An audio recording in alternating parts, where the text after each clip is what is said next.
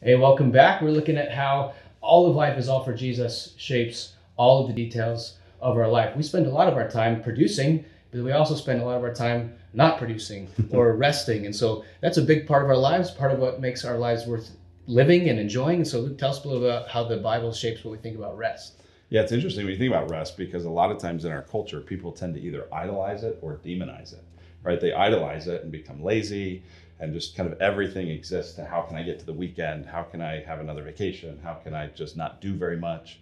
Right?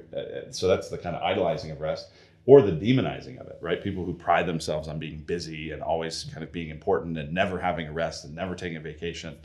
And the Bible talks a great deal about rest, even from the very beginning. In Genesis 1, God rests after he creates everything. And then part of the 10 Commandments is he says, hey, I have this great gift for you.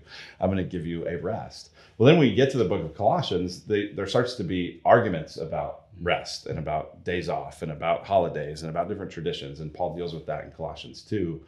And part of what he says there is there's the shadow and there's the substance. And I think actually both are important for our life. We need to care about the shadow as it relates to rest. Rest really is important. Rest is a gift of God. It's a grace of God. Just like work is a gift, so is rest. And so to lean into the Sabbath, not in a way that's really judgy and trying to kind of create, if I do this rest really well, then God will love me, but just enjoying the gift. That's the shadow.